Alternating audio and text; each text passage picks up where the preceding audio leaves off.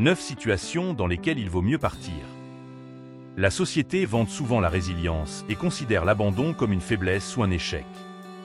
Ajouter de la pression et rendre difficile la sortie de situations, même dangereuses.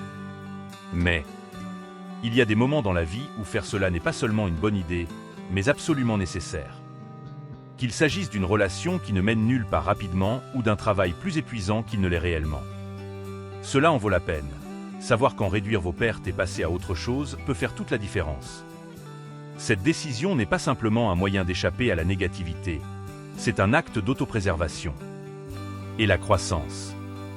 Cela nécessite de la force, de la conscience de soi et de la volonté d'affronter et d'agir dans des situations difficiles. Vérité pour améliorer la vie de quelqu'un. Dans cette vidéo, nous discutons de 9 circonstances particulières dans lesquelles partir est l'option la plus saine et parfois la seule. En fin de compte, vous saurez plus clairement quand il est temps de laisser les choses aller. Et profiter des meilleures opportunités qui vous attendent sur place. Numéro 1. Quand vous n'êtes plus respecté. Le respect est essentiel dans toute interaction ou relation. Quand il diminue, vous remarquerez peut-être que d'autres personnes ignorent vos limites, font des commentaires désobligeants, ou ne pas reconnaître leur contribution. Ces actions peuvent vraiment faire baisser votre confiance en soi et il est difficile de s'affirmer. Finalement, tu commences. Se sentir invisible ou sous-évalué. Assez décourageant, c'est le moins qu'on puisse dire. La vérité est qu'aucun travail, aucune amitié ou relation ne vaut votre dignité. Et s'éloigner envoie un message clair selon lequel vous reconnaissez votre valeur, même si les autres ne le font pas. N'hésitez jamais à vous éloigner des situations où vous n'êtes pas traité avec le respect que vous méritez. Numéro 2. Quand vous êtes sous-estimé. Avez-vous déjà eu l'impression de vous donner à 100% et de revenir, enfin, presque rien? C'est frustrant quand il semble que votre travail acharné et votre dévouement passent inaperçus. C'est peut-être au travail où les heures supplémentaires semblent garanties ou dans une relation où vos gestes d'amour sont ignorés. Quand tu es constamment sous-estimé. C'est épuisant et, honnêtement, assez démoralisant. C'est votre signal pour réévaluer les choses. Pourquoi? Rester là où tu n'es pas valorisé? Échapper à la sous-estimation.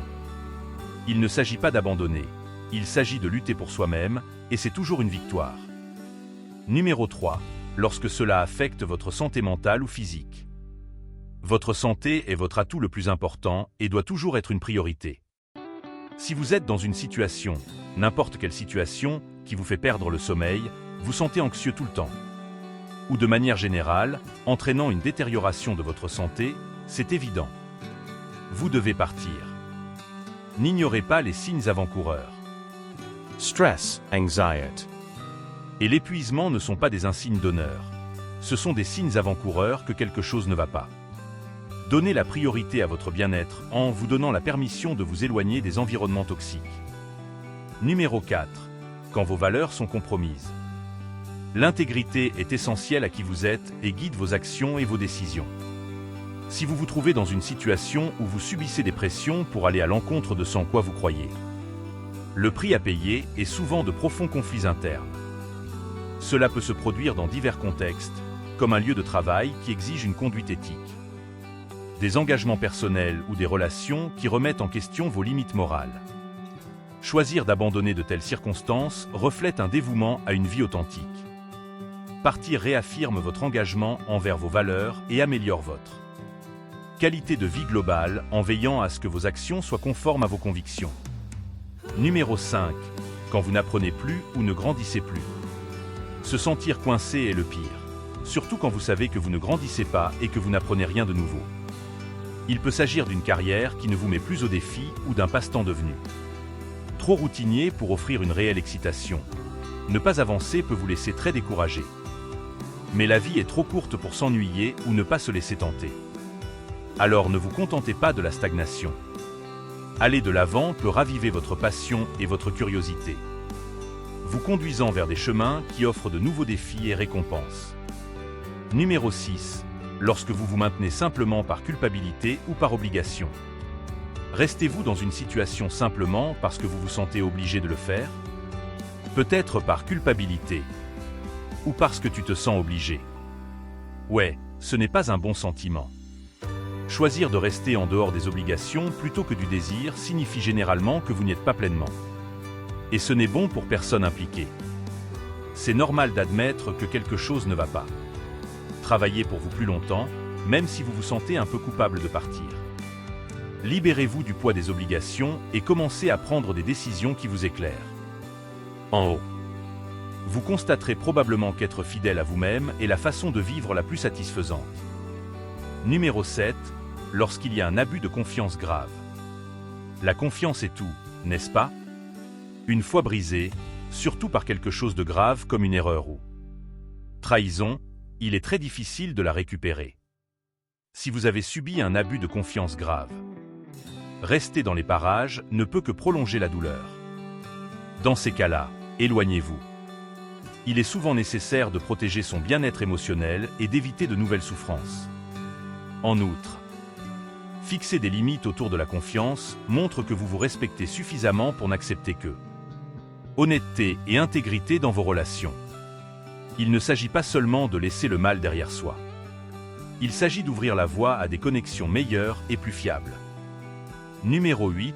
Quand tu t'es perdu. Vous avez l'impression de ne plus vous reconnaître?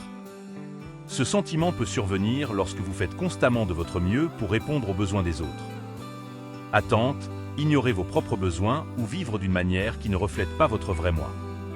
Lorsque votre vie ne vous ressemble plus, c'est un signe clair que quelque chose doit changer. S'éloigner vous donne l'espace nécessaire pour redécouvrir et vous reconnecter avec vous-même. Permet de se réaligner.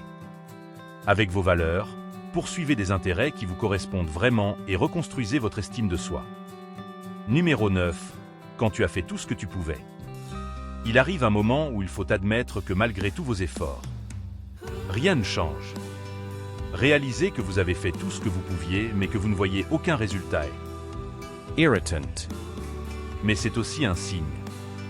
Cela signifie qu'il est temps de canaliser votre effort dans des domaines où vous pouvez réellement faire la différence. Si vous décidez de passer à autre chose, vous n'abandonnez pas.